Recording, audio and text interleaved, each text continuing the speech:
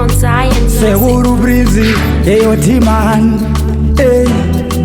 ndinonzi busy, ndiriwe hotisted, tutangane kuti zoi, kune vakandiisira luzi, haiwa muchazviite futi, I don't miss when I shoot, hotisted iri kutapira seuchi, ndangopinda nekusurprisa, ndina nguva yekudisguisa,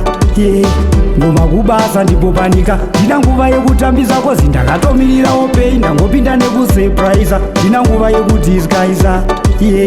ngoma kubasa ndipopanika, ndina nguva yekutambisa kozi ndakatomirira opiri parwendo, ukaona ndiri serious, ndapasvika zeva recurious, mangoma kuspreada unge virus, ndane 12 years kunge shivers, confidence arikuleka confaf, basa tinopedzera paground evidence, zvimwe zvese hazvina basa, ngoma ndakapasa oi opinda nekusurprisa, ndina nguva yekudisguisa, ngoma kubasa ndipopanika, ndina nguva yekutambisa kozi ndakatomirira opei, ndangopinda nekusurprisa, ndina nguva yekudisguisa, ngoma kubasa ndipopanika, ndina nguva yekutambisa kozi ndakatomirira echunaptachundirizi, ndakasimbiswa kudhara nemachizi, andimbozwisisika ini kunge kwizi, chimudhara ini kunge wakwizi, kanzi ndarisangweja netuchize, ndiri kushandira vana kwete mashize, ndakurasika muva yeuchize, ndiriwe ngoma saka mira ndirize,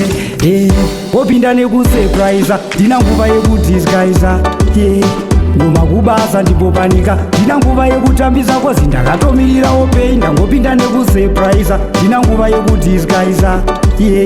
ngoma kubasa ndipopanika, ndina nguva yekutambisa kozi ndakatomirira opei parwendo, ukaona ndiri serious, ndapasvika zeva recurious, mangoma kuspreada unge virus, ndane 12 years kunge shivers, confidence arikuleka confaf, basa tinopedzera paground evidence, zvimwe zvese hazvina basa, ngoma ndakapasa oi opinda nekusurprisa, ndina nguva yekudisguisa,